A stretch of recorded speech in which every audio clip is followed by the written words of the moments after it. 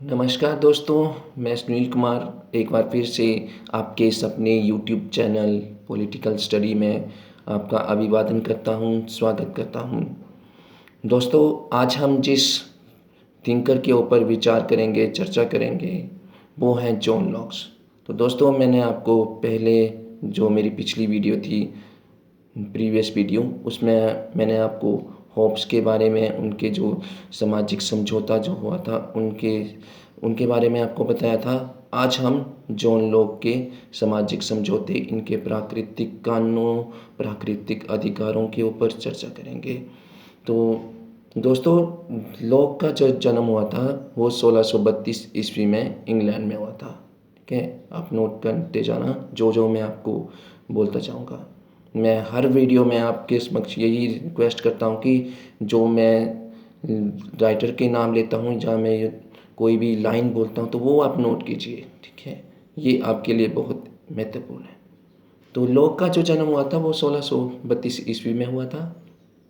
ठीक है, लॉक को अनुभववादी का जन्मदाता भी कहा जाता है। ठीक है, उदारवाद के पिता भी माना जाता है। अब अनुभववादी, आपको जानना चाहिए कि अनुभववादी क्या होता है। ठीक है, अनुभववाद का पिता माना जाता है। अनुभववाद का वो तात्पर्य यह है कि जो ज्ञान है अनुभव के द्वारा प्राप्त किया जाता है। ठीक है, अब ज्ञान बोलते हैं, लोग बोलते हैं कि ज्ञान को प्राप्त करने में मनुष्य की 5 इंद्रियां होती हैं। ठीक है, 5 इंद्रियों के अनुभव द्वारा ही ज्ञान को प्राप्त किया जाता है। ठीक है, तब ये अनुभववादी के जन्मदाता भी माना जाता है। लोग ऐसे प्रथम विचारक थे जिन्हें उदारवाद और प्राकृतिक अधिकारों का पिता भी माना जाता है। तो थ्योरी जो दी है, अपने सिद्धांत जो दिए हैं प्राकृतिक कानूनों के, प्राकृतिक राइट्स के, इन्हें इनके प्रथम विचारक थे। ठीक है, जन्मदाता माना जाता है। इसके प्रथम विचारक थे जिन्होंने प्राकृतिक अधिकारों का समर्थन किया, प्राकृतिक कानूनों का समर्थन किया। ठीक है, ये उदारवाद थे, उदारवाद के जन्मदाता। तो ये प्रथम थे। आगे 100 वर्ष बाद जब एडम स्मिथ भी हैं जिन्होंने प्राकृतिक अधिकारों का भी बताया है। ठीक है, लेकिन जो प्रथम थे वो जॉन लॉक थे। ठीक है, इनकी महत्वपूर्ण पुस्तकें हैं the two treatise of the government.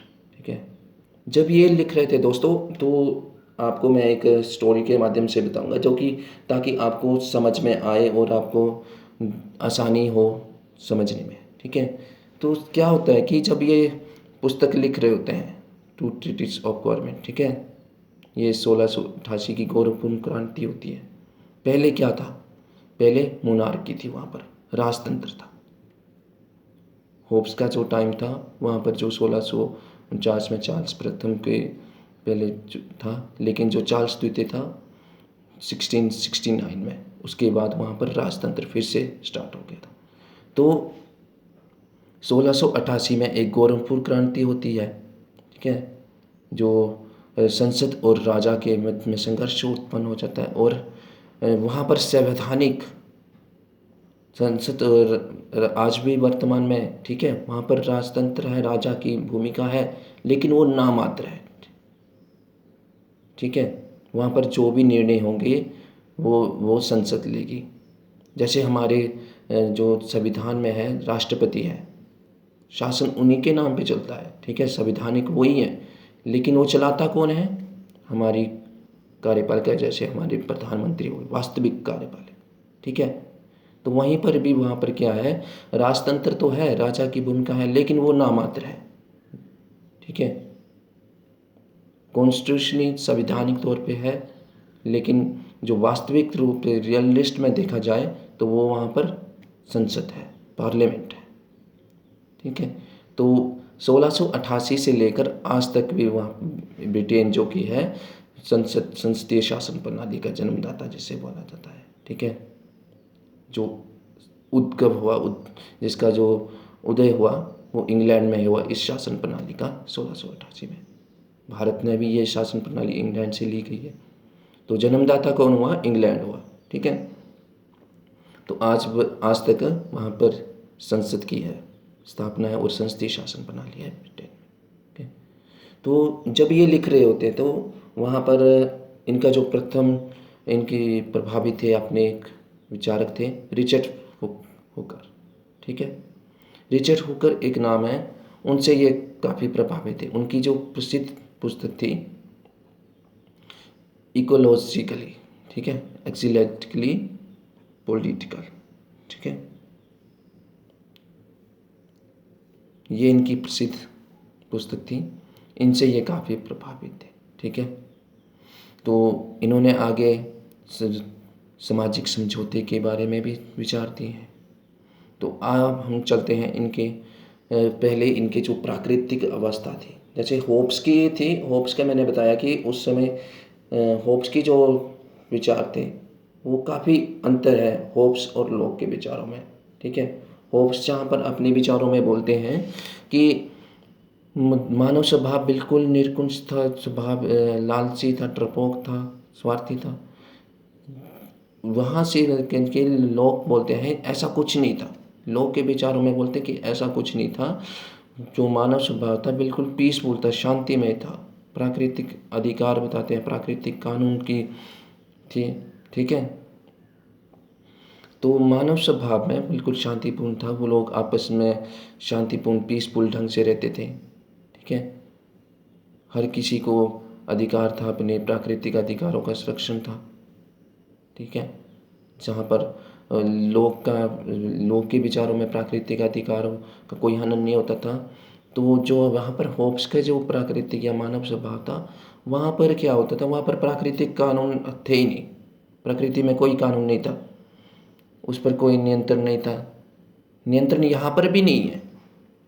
लोग के जो प्राकृतिक अवस्था या ह्यूमन नेचर है, ठीक है, वहाँ पर भी कोई नियंत्रण नहीं है। लेकिन वहाँ पर लोग आपस में ही एक दूसरे के अधिकारों का संरक्षण रखते हैं, ठीक है।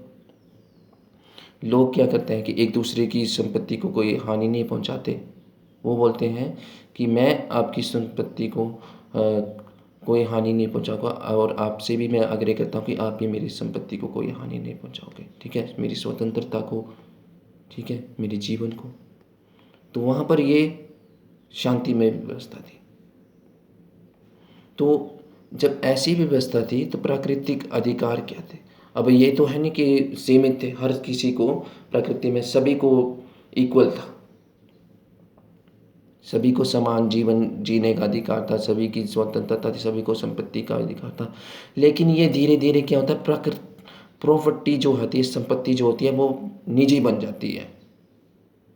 जब सामाजिक समझौते की जो ज़रूरत पड़ती है वो इसी कारण पड़ती है, संपत्ति को लेकर, कि लोग क्या करते हैं कि जो भूमि होती है, और मान लीजिए कि कोई खेत है, ठीक है, बंजर पड़ा है, मैं उसके ऊपर अपना श्रम लगाता हूँ। मैं इसके ऊपर जहाँ तक उस बंजर भूमि को जहाँ पर घास फूस लगा है उसको मैं उखाड़ता हूँ, वहाँ पर मैं हल जोतता हूँ, वहाँ पर मैं अनाज बोता हूँ। तो वो जो जहाँ तक मैं अपना श्रम लगाता हूँ वहाँ तक वो संपत्ति मेरी बन जाती है, अपनी निजी संपत्ति बन जाती है, ठीक है। समझ में आ रहा है कि मान लीजिए कि मेरे पास कुछ ज़मीन है, ठीक है, ठीक है, कुछ ज़मीन, सॉरी, मतलब कि मान लीजिए प्रकृति में ऐसी ज़मीन है सभी को समान है, ठीक है। लेकिन क्या होता है कि वहाँ पर जो ज़मीन हो के बंजर है, ठीक है, ज़मीन बंजर है, लेकिन वहाँ पर मैं अपना श्रम लगाता हूँ, वहाँ पर मैं अपना श्रम लगाता हूँ उस ज़मीन को, जहाँ पर झाड़ फूस है वहाँ पर उसको काटता हूँ, वहाँ पर खेती करता हूँ और खेती से जो फसल उगती है वो मेरी होती है, ठीक है। और जहाँ तक मैं ये श्रम लगाता हूँ फिर वो संपत्ति जो होती है, वो प्रॉपर्टी जो होती है वो मेरी बन जाती है, निजी संपत्ति बन जाती है, ठीक है। हर किसी को, लोग बोलते हैं कि हर किसी को संपत्ति, अपनी संपत्ति अर्जित करने का अधिकार है, लेकिन आवश्यकता से ज़्यादा नहीं। वो यहाँ पर ये भी बोलते हैं कि ज़रूरत से ज़्यादा नहीं, आप उतना ही अर्जित कीजिए जितनी आपको ज़रूरत है, ठीक है। अगर मुझे 2 खेतों की ज़रूरत है, 2 खेतों में ही मेरा गुजारा हो जाता है, तो मुझे उतनी ही संपत्ति, उतनी ही प्रॉपर्टी या फिर संपत्ति है रखने का अधिकार है, उससे अधिक नहीं। आवश्यकता से ज़्यादा नहीं, क्योंकि वेस्ट नहीं होने चाहिए। लोग बोलते हैं कि व्यर्थ नहीं जानी चाहिए, ठीक है। और प्राकृतिक अधिकार तो ये आगे, और प्राकृतिक कानून भी यही है कि एक दूसरे की आदर करना, स्वतंत्रता का सम्मान करना। लेकिन करना तो है, सम्मान तो करना है। लोग बोलते हैं एक दूसरे की संपत्ति का सम्मान करो, स्वतंत्रता का सम्मान करना और जीवन की सुरक्षा का सम्मान करना, ठीक है। लेकिन कुछ हद कहाँ तक ये नहीं बताते। अब मान लीजिए कि मेरा और मेरे पड़ोसी का आपस में झगड़ा हो जाता है किसी भी बात को लेकर, ठीक है। संपत्ति को लेकर हो जाता है, स्वतंत्रता को लेकर हो जाता है, और निर्णय जो करेंगे वो लोग ही करते हैं, ठीक है। ये मसले जो सुलझाता है कोई कानून नहीं है, कोई तीसरा नहीं है कि इसको जस्टिस करेगा, ठीक है। वो जो निर्णय लेंगे वो आपस में ही लेंगे, ठीक है। लोग ही आपस में सुलझाएंगे, ये उनका नेचर है, वहाँ की अवस्था है। लेकिन लोग बोलते हैं कि ठीक है वहाँ पर सुलझाएंगे, लेकिन मान लीजिए अगर मेरे और मेरे पड़ोसी के बीच में कोई मतभेद उत्पन्न हो जाता है किसी बात को लेकर, अब जाहिर सी बात है मैं निर्णय लूँगा तो मैं अपने फेवर में ही लूँगा, अपने पक्ष में ही लूँगा। जब मैं अपने पक्ष में लूँगा तो मेरे पड़ोसी को वो गलत लगेगा, ठीक है। उसको लगेगा कि ये निर्णय जो ले रहा है वो आप इस अपने फेवर में ले रहा है, मेरे हक में नहीं है, इससे तो मेरी हानि हो रही है। तो जब वो निर्णय लेगा वो अपने पक्ष में लेगा। तो ये ऐसी अवस्था हो गई जो धीरे धीरे निजी संपत्ति को लेकर, ठीक है, प्राइवेट प्रॉपर्टी जो लेकर, इससे लेकर जो धीरे धीरे होता है एक ऐसी अवस्था उत्पन्न हो जाती है कि राज्य की जो समझौता जो होता है उसकी आवश्यकता पड़ जाती है लोगों को, ठीक है। धीरे धीरे पहले तो शांति में था, लोग अपना जीवन जीते थे, अपनी एक दूसरे की संपत्ति का आदर करते, सम्मान करते थे, सुरक्षा का सम्मान करते थे। लेकिन जब लोगों ने श्रम लगाना स्टार्ट कर दिया, अपनी प्राइवेट प्रॉपर्टी रखना स्टार्ट कर दी, ठीक है, ठीक, समझ में आ रहा है कि अपनी प्राइवेट प्रॉपर्टी रखना स्टार्ट कर दिया लोगों ने, ठीक है, कि श्रम लगाना स्टार्ट कर दिया, जब अधिक से अधिक संपत्ति रखना, तो इसी अवस्था को धीरे धीरे ये झगड़ालू उत्पन्न हो गया, ठीक है, अराजकता फैल गई। तो जहाँ पर होप्स की स्थिति थी वही वाला स्थिति यहाँ पर उत्पन्न हो रही है, ठीक है। तो इस स्थिति को निपटाने के लिए लोग देते हैं कि एक मतलब कि सामाजिक समझौता होता है, ठीक है। और ये समझौता दो प्रकार का होता है। पहला तो जैसे होप्स का भी हुआ था, लेकिन होप्स का जो सामाजिक समझौता था वो मतलब कि संप्रभु को सौंप दे दिया जाता है कि जो भी निर्णय लेंगे, ठीक है, वो संप्रभु लेगा, संप्रभु के आदर करना, समान, अगर उसकी अवहेलना की तो वो व्यक्ति प्राकृतिक अवस्था में उसी अवस्था में चला जाएगा। संप्रभु को किसी की संपत्ति लेने का अधिकार है, उसके ऊपर कोई निर्णय नहीं है, बंदिशें नहीं है, ठीक है। लेकिन जो लोग का सामाजिक समझौता है वो कुछ अलग है, ठीक है। तो क्या है लोग का सामाजिक समझौता? वो बोलते हैं कि समझौता जो होता है वो दो प्रकार का होता है, ठीक है। दो प्रकार का समझौता होता है। पहला तो मतलब कि नागरिकों के बीच में होता है, ठीक है। नागरिकों के बीच में होता है, जो लोग होते हैं आपस में, वो आपस में समझौता करते हैं। और एक क्या करते हैं, एक नागरिक समूह, ठीक है, पॉलिटिकल्स, ठीक है, दल जिसे बोल सकते हैं, एक नागरिक समूह का गठन करते हैं और वो आगे जाकर एक गवर्नमेंट का निर्माण करती है, ठीक है, एक सरकार का निर्माण करते हैं, ठीक है। और ये जो नागरिक समूह है वो सभी लोग हैं जो समाज में रह रहे हैं, वो सभी लोग हैं, और यही जो है आगे एक सरकार का निर्माण करते हैं, ठीक है। तो शासन प्रणाली सरकार की यहीं से ही इसका विकास हुआ, ठीक है।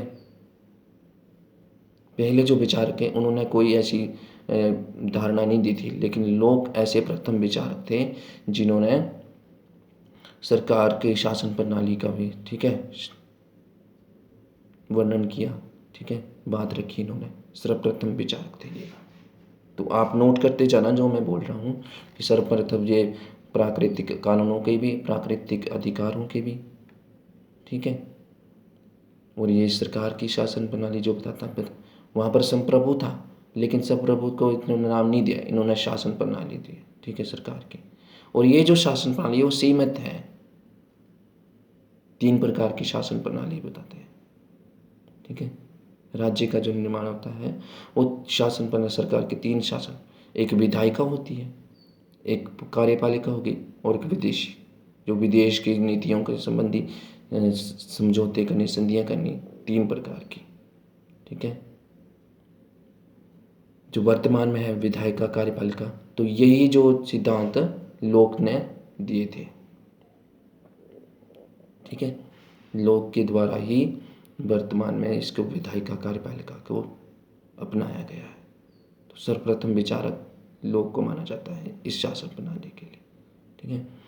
तो समझौता जो होता है कि विधायिका, कार्यपालिका और न्यायपालिका 3 प्रकार की होती है, और इनका जो दायित्व होता है, जो सरकार, जो लोगों के प्राकृतिक कानून हैं उनको संरक्षण करना, ठीक है। और ये बोलते हैं कि ये सीमित है, ये नहीं कि ये परमानेंट के लिए बताते हैं। ये सीमित शासन प्रणाली जो है वो सरकार जो है सीमित है, अभाज्य है, अभाज्य है, कभी भी भंग हो सकती है ये, ठीक है। जब तक वो राज्य के हित के लिए कार्य कर रही है, जब तक वो राज्य के प्राकृतिक कानून जो है, प्राकृतिक अधिकार जो हैं उनको सुरक्षित रख रही है, उनको संरक्षण में रख रही है, हर लोगों को उचित प्रावधान दे रही है, तो वो तब तक वो सही है। अगर वो राज्य के खिलाफ कानून बना रही है तो वो बोलते हैं इसका विद्रोह भी कर सकते हैं। लोग बोलते हैं कि ये शासन प्रणाली तो बना ली, लेकिन इसका विद्रोह भी कर सकते हैं, तो लोग बोलते हैं हाँ कर सकते हैं इसका विद्रोह भी। विद्रोह लोग तभी करेंगे जब उनके फेवर में कोई कार्य नहीं बनेगा। जाहिर सी बात है, अगर सरकार अच्छा कानून बना रही है, अच्छा शासन प्रणाली चल रहा है, तो लोगों को कोई ज़रूरत ही नहीं है, क्योंकि उनकी आवश्यकताएं पूर्ण हो रही हैं, तो उनको शासन को परिवर्तन करने की कोई ज़रूरत नहीं है। लेकिन ज़रूरत तब पड़ेगी लोगों को, तब विद्रोह करेंगे जब वो प्राकृतिक जो कानून है, प्राकृतिक अधिकार है, उनको लागू नहीं करेंगे, उनको संरक्षण में नहीं करेंगे, लोगों को वो जीवन का, संपत्ति का, सुरक्षा का, ठीक है, वो संरक्षण नहीं करेंगे, तब वो विद्रोह करेंगे। और इस विद्रोह से वो राजा का वध, या फिर जो सरकार की शासन प्रणाली है उसको वध करके एक नई शासन प्रणाली उत्पन्न करेंगे, ठीक है। और लोग बोलते हैं कि इस शासन प्रणाली के लिए 2 पक्ष में होते हैं, एक 2 प्रकार के लोग होते हैं, सहमति देते हैं, सहमति का शासन, बहुमत, ठीक है, बहुमत का शासन बोला जाता है। शासन प्रणाली में बहुमत का शासन लोग बोलते हैं। अब ये सरकार जो बनानी है वो ऐसे नहीं बन जाएगी, वो लोग बोलते हैं, जो लोग कहते हैं जो सरकार जो बनेगी वो ऐसी नहीं बनेगी, जो लोगों की सहमति होगी, बहुमत होगा, ठीक है, उसके आधार पर शासन प्रणाली बनेगी। तो बहुमत का शासन के ये प्रवक्ता हैं, ठीक है, समर्थक हैं ये। तो लोक का समझौता होब्स के समझौते से काफ़ी भिन्न था, जहाँ पर होब्स ने संप्रभु को ही सब कुछ मान दिया था, सब कुछ शक्तियाँ उन्हीं को सौंपती थी, लेकिन लोक ने एक बहुमत का शासन, ठीक है, बहुमत के शासन की नींव रखी है।